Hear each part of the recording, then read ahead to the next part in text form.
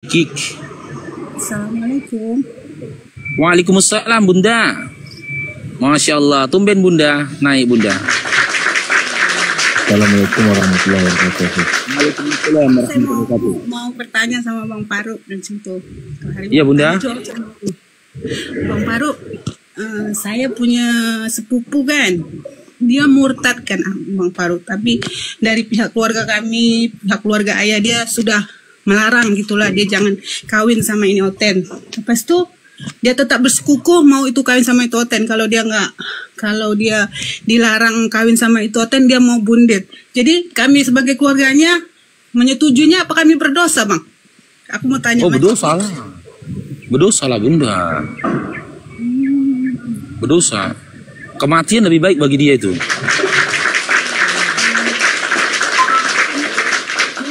Dari keluarga ayah dia, dari keluarga emak dia, semua sudah melarang dia lah, udah semua udah dinasihati jangan, tapi dia tetap mau juga. Dia cakap saya sudah bosan hidup susah, dia cakap macam itu. Saya mau senang, dia cakap macam itu. Dia laki-laki atau perempuan Bunda? Perempuan. Oh perempuan. Iya. Ya biarin aja kalau dia ngancam-ngancam seperti itu, silakan dia bundir. Kita nggak tahu gini Bunda.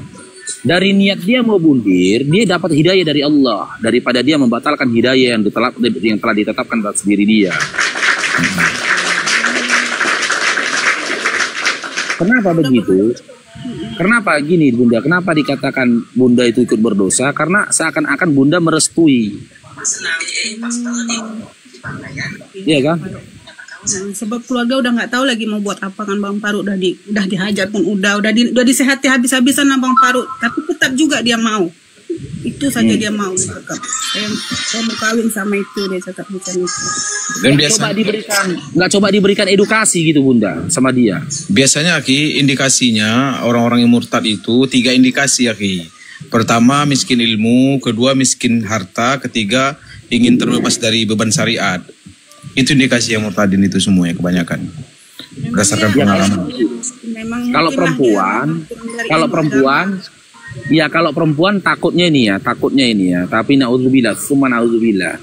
Itu udah diapa-apain dia sama laki-laki itu. Iya. Udah terjebak.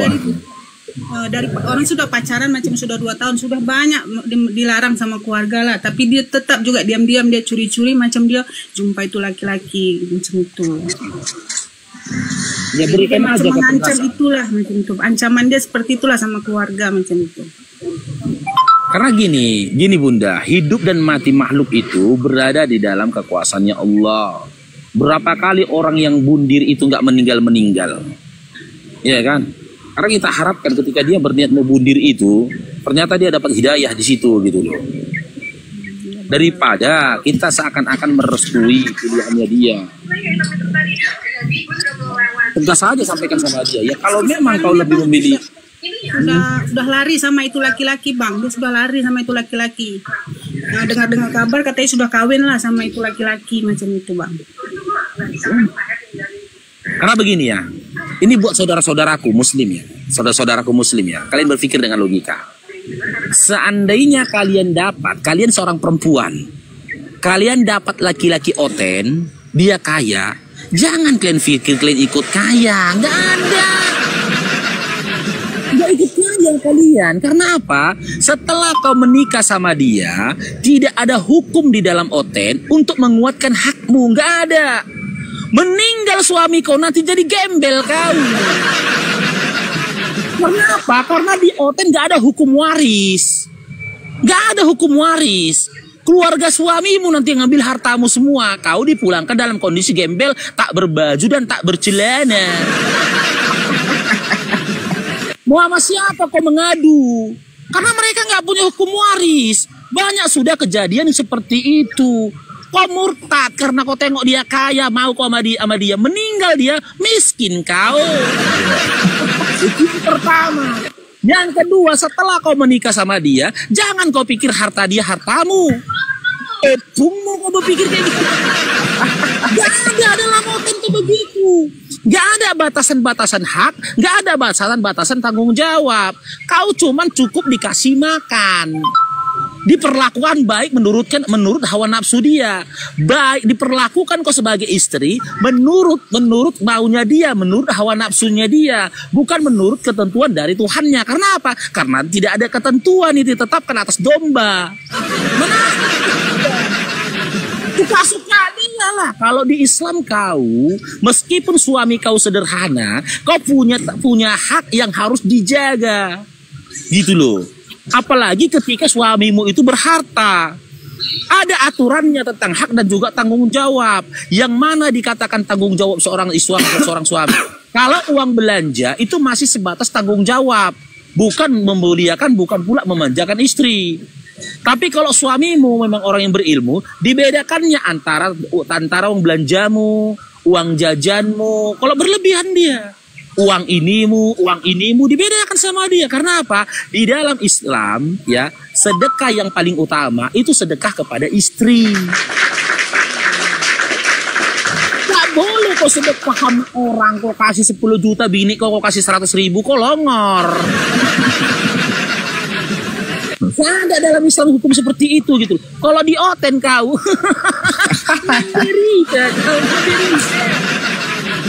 itu salah pemikirannya teman-teman saudari muslimah ini. Gak tahu dia nikah kau sama dia dengan hukum apa, rumah tangga kau dijalankan dengan hukum apa? Dengan hukum apa? Mereka ngikut-ngikut, ditengok nanti rumah tangga orang, dianggapnya baik dari luar. Ketika suami berbuat seperti itu, dilakukannya seperti itu. Ternyata hukum yang dilakukan tetangga dia, kan kepemimpinan seorang suami tetangga dia, ketika diterapkan di rumah dia nggak bisa, berantakan. Yang ketiga lagi ini lebih mengerikannya. Lebih mengerikannya ini dalam urusan diranjang. Ditusbol kok nanti dinda.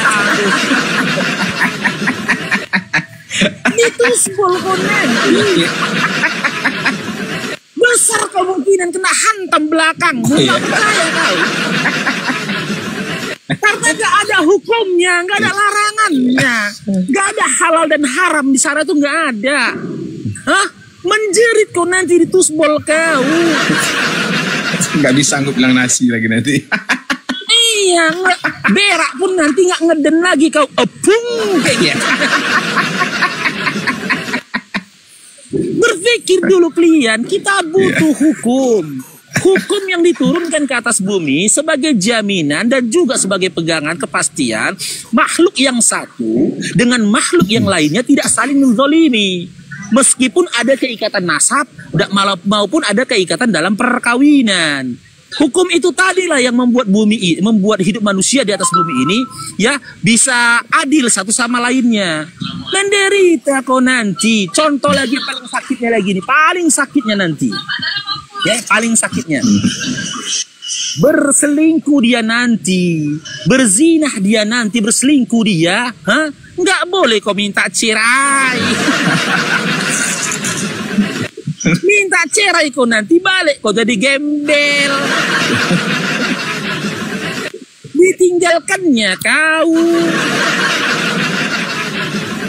Mau nggak dipakainya kau sebagai istri sebulan 2 bulan, nujus ini suami kau, sebulan 2 bulan 3 bulan nggak dipakainya lagi kau, sampai sampai tertutup lubangmu, maaf cakap tertutup. Nggak berdosa dia. Ujung-ujungnya apa? Kau bermain-main nanti dengan jari-jarimu. Karena suamimu tak menyentuhmu lagi. Kenapa suamimu tidak menyentuhmu lagi? Dia lebih doyan sama wanita di luar sana. Hei, laki-laki kalau punya uang macam-macam otaknya. Kalau dia tidak beriman. Laki-laki kalau udah punya uang, macam-macam pikirannya. Kalau dia nggak beriman, pikirkan itu. Kalau di Islam nggak boleh. Sebulan kau dianggurin suamimu, 2 bulan kau dianggurin suamimu, kau bisa menggugat. Dan dia nggak boleh. Oh, kau gugat aku, nggak aku kasih kau gini. Nggak bisa, pidana bro. Wah, boleh kau. Wali akan menuntut gitu loh ke pengadilan negeri agama. Dipanggil dia. Bukan pisah begitu saja seperti kucing. Kalau kau masuk oten ditinggalkan nanti kau selayaknya kucing jantan meninggalkan kucing betina. Nggak percaya? Nggak percaya? Nggak percaya kau? Kau tengok aja nanti. Baru lo kau nangis-nangis. Kalau yang kau nikahi laki-laki muslim yang kaya, besar kemungkinan kau kaya. Tapi kalau kau nikahi laki-laki oten yang kaya, jangan harap kau kaya, bro. Jangan harap itu orang tua kau diperhatikannya, bro. Nggak ada itu. Dia akan mudah dihasut oleh keluarganya. Dihasut keluarganya dia nanti. Ngapain kau baik sama istri kau tuh? Begini. Dan dia tidak punya dasar. Gak punya pegangan untuk memfilter perkataan orang terhadap istrinya. Gak punya dasar dia. Kenapa? Karena gak ada hukum di oten. Gak ada filternya. Kalau dia muslim, nah hukum dalam Islam inilah yang dia bikin menjadi hujah. Filter dari setiap orang yang berkata tentang rumah tangganya. Dia akan bisa bersikap tegas. Qala Rasulullah sallallahu alaihi wasallam. Begini. Tak boleh kau berkata begitu terhadap istriku. Apa kata Rasulullah? Apa kata Allah di dalam Al-Quran? Sekian dari hartaku, sepertiga dari hartaku itu adalah milik istriku ketika aku meninggal dunia. Betapa hinanya aku hanya menyisihkan sepertiga dari hartaku ketika aku meninggal dunia, sementara saat ini aku masih hidup. Karena ketika aku meninggal saja aku berikan dia sepertiga dari hartaku, maka ketika aku hidup aku akan berikan seluruh hartaku untuk dia. Karena apa? Karena ketika aku meninggal dunia, aku yakin dan percaya istriku lah manusia satu-satunya di atas bumi ini yang mau mengorbankan nyawanya untuk apa? Memelihara dan juga menjaga anak-anakku. Itu pemikirannya Islam. Kalau kau habislah kau Dinda. Habislah. Yang ketiga, yang keempat ini bang, ya Allah ya Tuhanku. Kau nikmatilah nonot yang bau itu ya. Kupluk bersebo. Tapi nonotnya bau. Kau nikmatilah itu nonot yang bau. Doyan kau nonot bau. Itu di situ kau berpikirnya cair dong. Makanya aku bilang sebelum kau berpikir seperti itu, ya kan? Apa?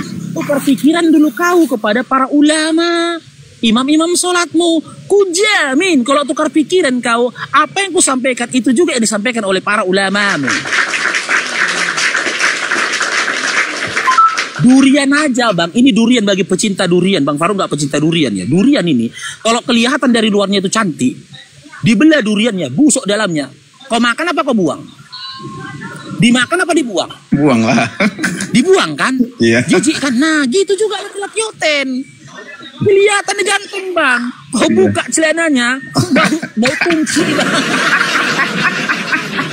Lagi nggak kena cebok. Kena cebok. Nggak cebok dia. Iya. Kulaknya berlebih. Iya. Ganteng dia memang kau tengok. Maka dalam Al-Quran dikatakan mereka ulaika syarrul bariyah. Mereka tuh seburuk-buruk makhluk. Gitu loh. Kalau babi makhluk paling buruk kau tengok, ada yang lebih buruk daripada babi. Ganteng dia ini bang, ganteng kali dia nih kau tengok. Kau pun maaf cakap kakakku udah tinggi kali nengok dia gara-gara dia ganteng. Tapi kau buka celananya keluar kali lawar bang, mau kau sama dia? Kau buka celana dia keluar biawak dari selangkangannya, mau kau sama dia? Kan ilfil kau kan? Itulah yang kau hadapi seumur hidupmu. Apa yang kau hadapi? Nonot yang bau. Aku laki-laki bang. Aku pernah tidak bersunat bang. Nonot itu dicuci pun bagi orang yang tidak bersunat, baru 3 menit udah bau setan. Pengalaman aku ngomong bukan karena tidak pengetahuanku, aku udah ngalamin. Iya.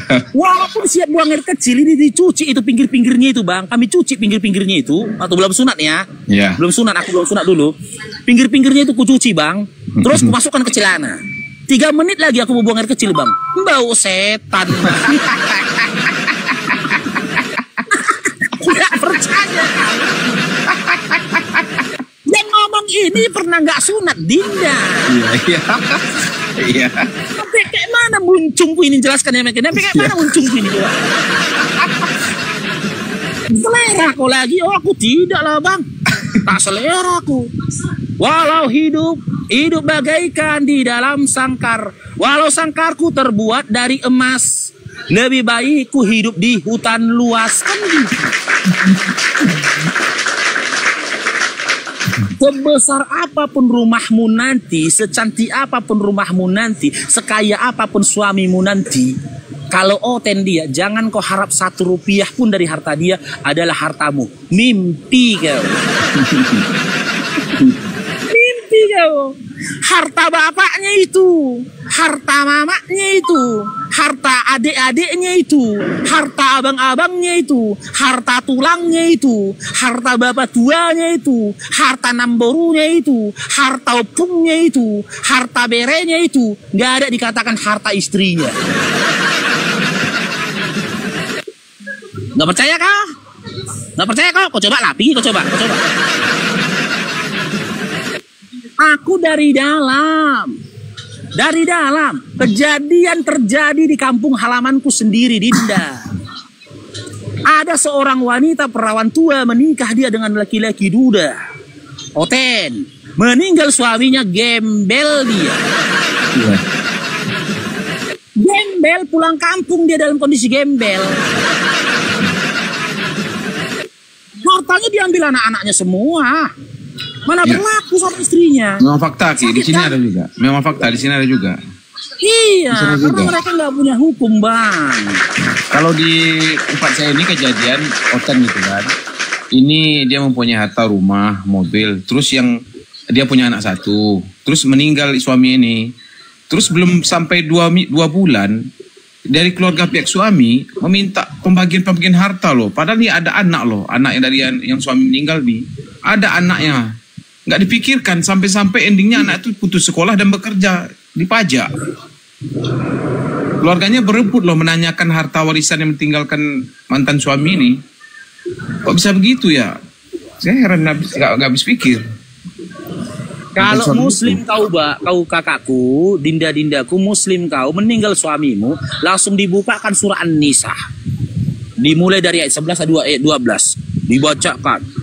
Jika seorang muslim meninggal dunia dan dia meninggalkan seorang istri dan sekian anak laki-laki dan perempuan, maka si istri mendapatkan 1/3 dari harta suaminya. Kau tinggal cengir kau kan? Nggak usah teriak-teriak, kau nggak usah. Sampai segini-segini udah leher kau. Mana hakku, mak? Nggak usah. Nggak usah capek-capek kau. Otomatis hukum itu yang akan membungkam semuanya, ya kan? Nggak dapat kau ngadu ke pengadilan agama, ngadu kau, ya kan? Dapat kau, udah dapat kewarisan. Hah? Apa yang telah dihibahkan suamimu ketika dia hidup itu jadi punya kau. Nggak bisa digugat sama anak-anakmu. Pernah mungkin kan suamimu membelikan kau emas 1 kilogram atau dibelikannya keberlian 50 kilogram, itu sudah dihibahkan. Nah, yang dihibahkan samamu ini tidak masuk dalam harta waris. Nggak boleh digugat oleh anak-anakmu. Itu punyamu. Karena dia udah meninggal kan. Apa kata Allah dalam Al-Quran? Jangan kau meminta kembali sesuatu yang telah kau berikan kepada istrimu. Bukankah kau sudah pernah bersatu kepada dia dan mendapatkan kenikmatan dari dia? Nggak boleh diambil balik. Suamimu yang sudah memberimu saja, itu tidak boleh meminta balik. Ketika cerai hidup, konon lagi cerai meninggal, nggak boleh. Udah punyamu kan.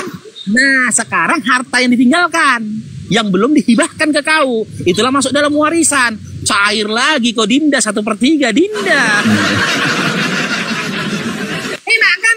Kau tinggal santai aja, kau fokus kau mengingat nostalgia kenangan sama suamimu, indahnya hidup bersama suamimu. Fokus kau. Ini kalau kau Oten meninggal suamimu, yang kau tangisi bukan mayat suamimu. Apa yang kau tangisi? Nasibmu di hari ke depan. Nggak dapat. Nasibmu di hari ke depan itu. Kemana lah besok nih? Iyalah. Kemana lah aku besok, diusir lah aku di rumah. Udah meninggal suami. Diusir kau. Kalau suamimu sianipar, koparan sianipar, beserta ante-ante sianipar, besok datang ke rumahmu. Diusir kau. Punya anakku ini, punya adikku langsung ini. Mereka bilang itu. Mereka langsung berkata begini tuh. Keluar kau dari rumah ini. Ini harta sianipar. Andaikan kau dari baru Jawa, dibikinlah kau baru Sitorus misalkan. Tidak ada harta Sitorus di sini. Harta sianipar semua ini. Sampai ubin-ubin yang pecah itu pun, ubin-ubin yang pecah, itu hartanya sianipar. Keluar kau. Keluar kau, Dinda. Udah murtad gembel. Di mana letak menangnya? Seri pun payah. Pikir itulah zaman jahiliyah. Mereka hidup di zaman jahiliyah. Di zaman jahiliyah seperti itulah rumah tangga. Lalu datanglah Islam dibawa Nabi Muhammad SAW. Itulah salah satu bentuk rahmatan lil alamin. Rahmatnya Islam untuk semesta alam. Kenapa Islam dikatakan rahmatan lil alamin? Turunnya Islam bersamaan dengan turunnya hukum. Di mana hukum itu memastikan agar manusia yang satu dengan manusia yang lainnya tidak saling menzalimi dan tidak saling merampas hak satu sama lain. Begitu. Ku tanya dulu kakak-kakakku yang cantik-cantik di bawah ini. Dinda-dindaku yang cantik-cantik di bawah ini. Masih mau kalian sama laki-laki hotel? Jawab dulu. Enggak. Hah? Masih mau kalian sama laki-laki hotel? Tapin dulu kalian di bawah. Mau nggak? Enggak mau. Nggak mau kata Kak Yumana, Kak Nurhana, Kak Yusma nggak mau. Mau nggak?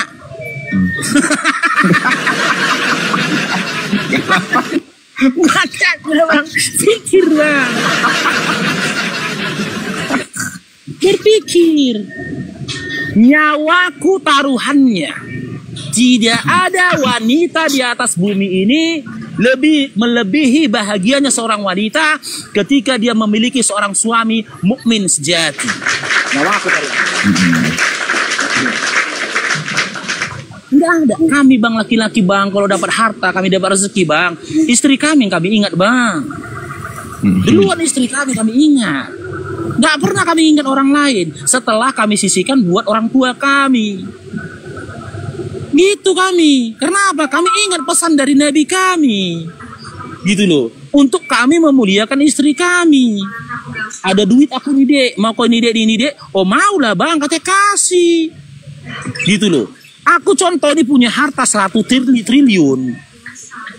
Dari 1 triliun ini sudah kuhibahkan kepada istriku 700 miliar. Nah, yang 700 miliar ini nggak boleh dimasukkan ke dalam ahli waris. Udah kuhibahkan itu. Dan ada saksi ketika aku menghibahkan itu siapa? Anak-anakku. Yang masuk ke dalam harta waris itu 300 miliarnya. Inilah yang dibagi-bagikan ke anak-anakku, ke orang tuaku kalau orang tuaku muslim masih hidup. Nah, ke istriku. Istriku cair lagi satu per 3 cair lagi. Iya. Terakhir bini muslim kayak gini, senyum dia. Menang banyak aku. Iya. Makasih ya sayang. Iya. Mayat awak pun diurusinnya kan dengan netes air mata dia. Makasih ya sayangku. Lembut. Tinggal pun kau siapkan untuk aku. Tapi kalau laki koten, kalau bisa kau tekek kepala laki kau tuh. Dulu waktu hidup kau pelit jeli kau. Udah meninggal kau diambil keluargamu, hartamu. Kayak mana nasibku? Hah? Udahlah belakangku udah kau tusbol kau dia. Gak ada lagi yang baik-baik dari diriku. Muka belakang sudah amburadul kau bikin. Sekarang aku menderita, laki-laki mana yang mau sama aku? Ketika ditengok belakangku sudah berserak katanya. Mana ada laki-laki lagi mau samamu? Ketika ditengoknya kau berak, opung. Kan kentutnya bunyi Nggak ada lagi yang berak dari sini. kentut aja pus dan meletup gitu kalau kentut. Itu makanya menderita kau. Udah dikatakan Allah mereka itu ulaika hum syarrul bariyah. Mereka itu seburuk-buruk makhluk. Kok selera pula lah kakak. Kalau kentut kayak biasa bunyi pret, tapi kalau udah kedetus pus bunyinya pus. Banyak bang. Bang Lupi, kalau kita survei banyak itu. Iya iya. Perempuan-perempuan oten itu mengalami kekerasan seksual seperti itu banyak bang. Yang nggak bersuaranya mereka itu. Ada satu perempuan oten naik ke atas, Nopita nama dia. Dia diakui dia dihantam suaminya belakangnya, diakuinya. Dia bilang dia nggak apa-apa kata dia. Kita nggak mungkin perempuan yang normal nggak mungkin akan berkata nggak apa-apa. Ada Nopita. Dia kalau datang taping di bawah itu dimaki-makinya aku itu. Diakui dia bang, sadis nggak bang? Sadis. Gak ada penghargaan bagi wanita di luar daripada din Islam. Iya. Tapi buat kakak, dari keterangan kakak Dian ini kan, hujah sudah tegak pada mereka, pada yang adiknya tadi. Sudah disampaikan nasihat, sudah disampaikan dalil bahayanya. Hujah sudah tegak pada dia. Tapi kalau dia masih milih itu ya melepas diri aja gitu kan. Jadi dari gini kakak Bunda Diana, Iya bang. dari semua hal yang kupaparkan tadi, mana lebih baik bagi anak perempuan itu tadi, mati atau murtad? Itulah bang, kami nggak tahu bang, ya mamanya pun saya. Enggak, dari yang kupaparkan tadi, dari hal yang kupaparkan tadi, menurut kakak itu nggak meleset kak? Yang kupaparkan tadi nggak meleset kak? Wallahi nggak akan meleset kak. Dari setelah kupaparkan tadi, hal-hal yang akan dihadapinya tadi, mana lebih baik bagi dia, mati atau murtad? Mati lah bang. Mati. Jangan nanti udah kejadian, suaminya meninggal, pulang dia gembel, berantakan, balik ke rumah. Jadi bang, kalau dia udah kawin sama itu oten bang, dia macam mana kami bang? Udah Ya sudah, ya. Berlepas diri. Ini aja, sampaikan aja ketegasan sama dia. Setelah kau murtad, ya tidak ada lagi hubungan nasab aku samamu. Dan kita harus punya prinsip kakakku. 1 rupiah pun diberikannya kepada orang tuanya jangan terima. Meskipun kita dalam kondisi fakir apapun, jangan terima. Gitu loh. Kalau kita menerima, berarti kita akan membenarkan kesalahannya, kemurtadannya dia. Dosa dia itu bang. Ya,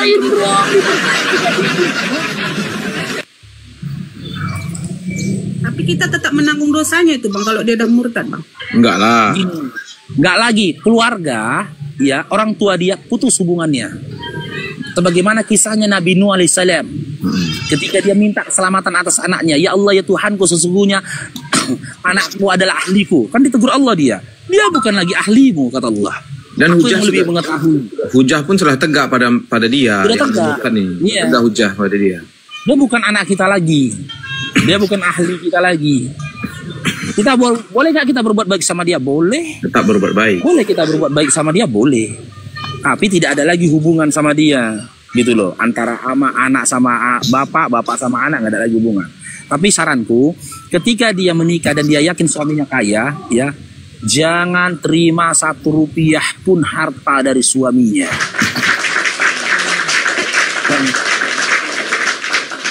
Jaga marwah iman dan Islam yang ada dalam diri kita. Karena apa? Ketika kakak menerima 1 rupiah pun harta dari dia dan juga suaminya, pada saat itu kakak sudah membiarkan din Islam diinjak-injak sama dia. Jadi jelas dalilnya itu Osman. Hampir-hampir kefakiran itu membawa kita kepada kekafiran.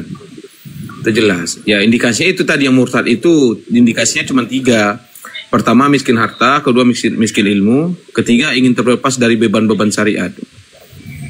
Itu indikasinya, itu pengalaman. Iya bang, sebab kami Banyak saya lihat orang begitu. jawaban dia macam ini bang, saya sudah bosan hidup susah, dia cakap saya. Nah kan jelas.